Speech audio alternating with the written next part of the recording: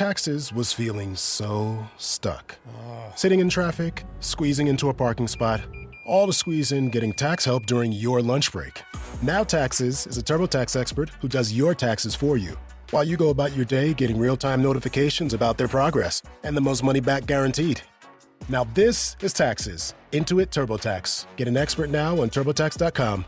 Only available with TurboTax Live Full Service, real-time updates only in iOS mobile apps. See guarantee details at TurboTax.com/guarantees. From Hollywood, it's time now for Johnny Dollar. Walt Albright, Johnny, Trinity Mutual Limited. Oh, hiya, Walt. How's your health? Terrible, since you ask. I got asthma, Johnny. Again? I thought we agreed Yeah, that... I know. I get suspicious. I get asthma. Happens every time. Cure me, will you? What's the case, Walt?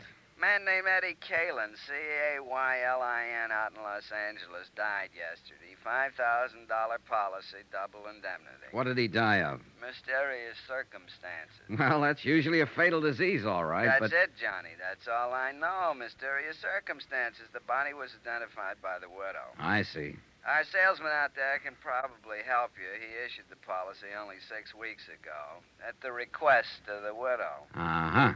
6 weeks, 1 premium paid, check signed by the widow. Hey, tell me something.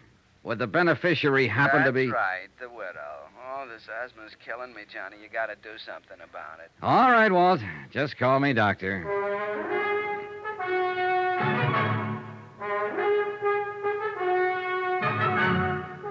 Tonight and every weekday night, Bob Bailey in the transcribed adventures of the man with the action-packed expense account, America's fabulous freelance insurance investigator. Yours truly, Johnny Dollar.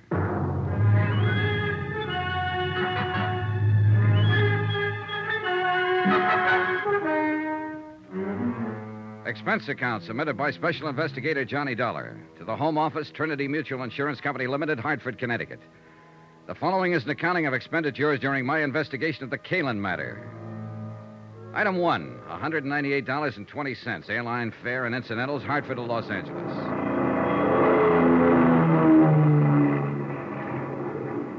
I hadn't arranged for anybody to meet me when I arrived at L.A., so I picked up my bags and headed for the taxi stand. Mr. Dollar, please. Wait a second. He was a small man, nervous and fluttery, with a shiny pink nose and a face like a little white rabbit. I was watching for you out on the ramp, but somehow you must have slipped by. And you are Mr. Dollar, aren't you? Yes, I'm Johnny Dollar, but I don't think I... Welch. Presley Welch. I'm the... Oh, yes, you're the district salesman here for Trinity Mutual. That's right. Well, how are you, Mr. Welch? I'm out of breath at the moment. From running, you understand. You see, I'm troubled occasionally by asthma. You too?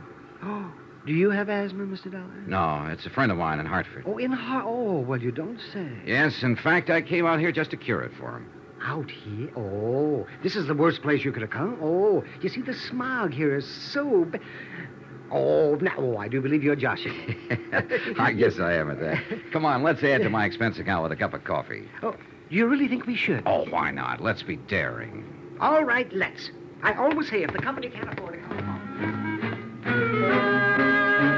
If Presley Welch sold insurance the way he answered questions, it was amazing that he hadn't starved to death years ago. He skidded around the field, flip-flopped overhead, and buzzed the tower, all verbally, of course, and for 15 minutes he didn't touch a wheel to the ground.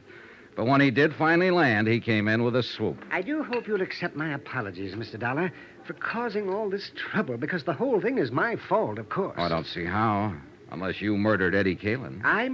Why, I scarcely knew him. A perfect alibi. Oh, no. You misunderstand. Well, I'm just joshing. What I meant was, I wrote the policy, and I knew better right when I did it. Oh? What do you mean? Well, Mr. Caylin was quite facetious about the whole procedure. When I tried to point out the retirement security factors in our multiple endowment plan, he actually laughed. You don't say. Yes. He said all the security he'd ask for was 2 aces up and 1 for the kicker. Well, what about Mrs. Caylin? What was her attitude? Well, she was quite serious about it. Wasn't she the one who actually applied for the policy? Well, not technically. The beneficiary can't, you know. It's against the rules. Yeah, I know, but didn't she... Well, she was the one, yes, that called me and asked me to come out and talk to her husband, and he finally signed the application, but he seemed to regard it as a joke. He only did it as a favor to her, something of that sort. And now it's turned out to be a $10,000 favor. What kind of a woman is she, Mr. Welch? Well, she's quiet, well-mannered, quite charming, I thought. I must confess I felt a good deal of sympathy for her in view of her husband's incessant flippancies. A real happy fellow, huh? Oh, positively frivolous, Mr. Dollar. And I should have been warned by his attitude.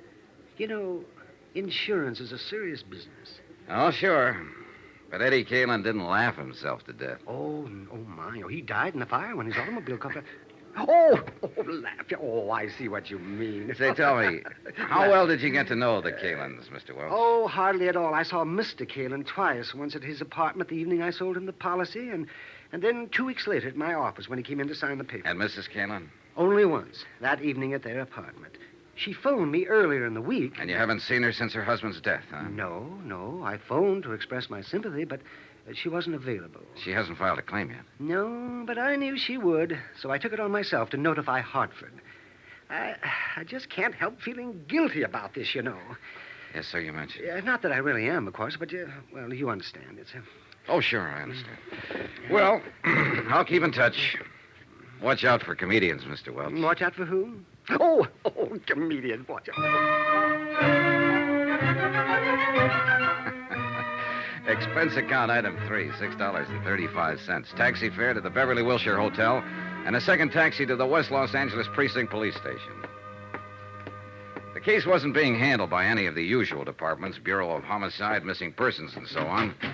The man in charge was Detective Sergeant Jose Reynosa, unattached, working out of the Central District on special assignment. Pull up a chair, Mr. Dollar.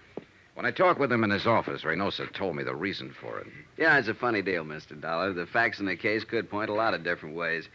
But the way it stands right now, they just don't add up in any direction. At least not quite. Do you mind filling me in on some of those facts, Sergeant? I'll be glad to. Last Thursday morning at 4:20 a.m., we got a call relayed through the fire department to investigate a burned automobile out on the Palos Verdes headland, up in the hills above the harbor. The car was lying in the bottom of a ravine below the road, and it was a total loss. Apparently, the gas tank had burst and flooded the whole interior. Oh, what do you mean, apparently? Well, the upholstery may have been deliberately soaked with gas. The arson squad isn't sure. I see. That's why this case doesn't quite fit in any niche, Mr. Dollar. It might be homicide, might be arson, missing person, or only an accident. We're not sure yet. Anyway, there was a body in the driver's seat, burned to a cinder, unrecognizable. But we did recover a few personal effects. A signet ring, keychain, wristwatch with the strap burned off, a wallet badly scorched. I noticed the keychain has a metal tag with the address stamped on it. Yeah, that and a part of the driver's license were the only leads. Eddie Caylin, Argus Terrace Apartments up on Sunnyway Drive above the Strip. So we went up there, and we ran into a second surprise. What do you mean? Nobody home. We attained access, found the place in a mess. There'd apparently been a fight, a chair and a couple of lamps were broken, and there were bloodstains in the living room. What about Mrs. Caylin? Located her the next afternoon. She'd been spending a few days at a friend's cabin up at Arrowhead. Does the friend confirm it? She was there alone, had her own car. Yeah, she might have come back to town that night, but we got nothing to prove it. Or disproven. Right. Just another one of those maybes. That's all this case is, a collection of maybes. Yeah, I see what you mean. Tell me, Sergeant, just who was Eddie Caylin? Eddie Caylin, male, Caucasian, height 5'11", weight 175, complexion olive, hair medium brown, eyes gray, age 34, birthplace Chicago. What was he? What did he do? He called himself a promoter. Done a lot of things. Small-time agent for a while, handled a few singers and dancers, vaudeville and nightclubs. Been a bookie off and on, but mainly he was a gambler. Oh, and there's another maybe for you. Now, how's that? According to rumor, Eddie was in an all-day poker game. It broke up only a few hours before we found the car. The game was supposedly run by a big-time gambler named Topo Leanley. And the word has it that Eddie cleaned up something over $60,000. And there was no money found on the body? Nope. Have you talked to this Topo? Sternly. We had him in here for 4 hours this morning. He never heard of Eddie Caylin. Wouldn't know a poker deck if he saw one. Spends all his spare time raising petunias and driving his dear old mother to church. Like that, huh? Like that. So there's another one for you. Maybe Topo didn't like the idea of losing 60 grand, decided to get it back. Or maybe the widow wanted the insurance, or it could be that somebody else took a crack at him. And it's possible, of course, that Eddie mailed the $60,000 to a blonde in Milwaukee and just ran off the road by accident. Yeah, it's possible. But I don't think so. I don't think it was an accident. I'm always getting cases like this. It's the kind they always put me on.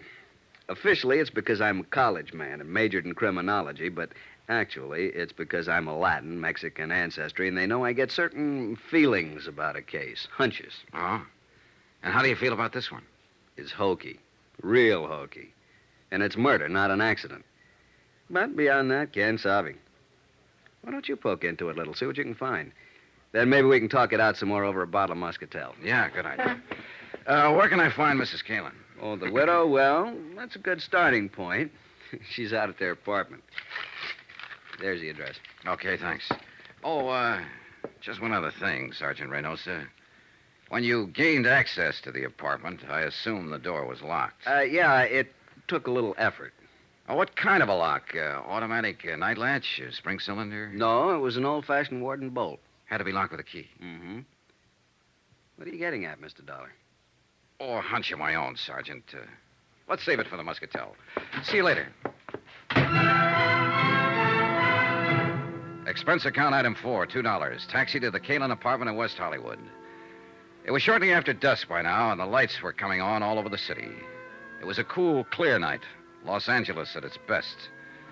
As we swung off the Sunset Strip and started climbing up into the hills, I looked back across the basin toward the dark mass of the Palos Verdes headland that bounded the far side of the great carpet of lights.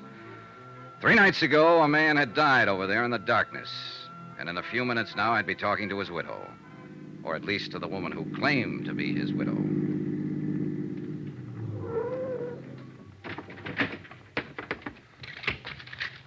Keep the change. The Argus Terrace apartments, like most of them in that section, sprawled up the hillside above the street. 6 or 8 apartments on as many different levels, all opening onto a central patio filled with walks, steps, and banks of tropical plantings. The Caylin's apartment was at the top, and I was still 50 feet from it when the door opened and a man came out and hurried toward me. I stepped back against the shrubbery and waited for him. Good evening, Mr. Welch. Oh, my. Oh, it's you. Your second visit to Mrs. Caylin? Second? Oh, yes, it is. I imagine you've been notified, too. Notified? Well, yes. I got a wire from the Home Office in Hartford this evening. That's why I'm here. Well, Mrs. Caylin has filed under the double indemnity clause of the policy. A claim for $10,000. She has, huh? She hopes it can be paid immediately and without any trouble. Well, I don't like to dash a lady's hopes, Mr. Welch, but I've got news for the widow. News? The claim won't be paid immediately. And before this is over, there's going to be a lot of trouble. Oh? In fact, Mr. Welch, if my hunch is right, this claim is not going to be paid at all.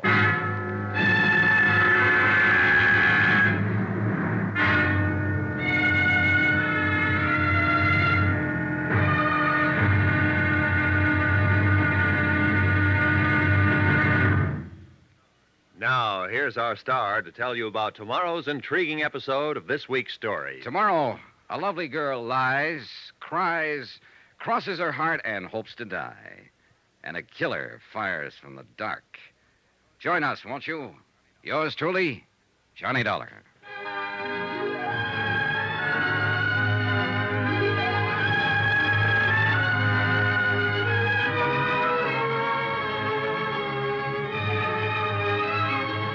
Yours truly, Johnny Dollar, starring Bob Bailey, is transcribed in Hollywood.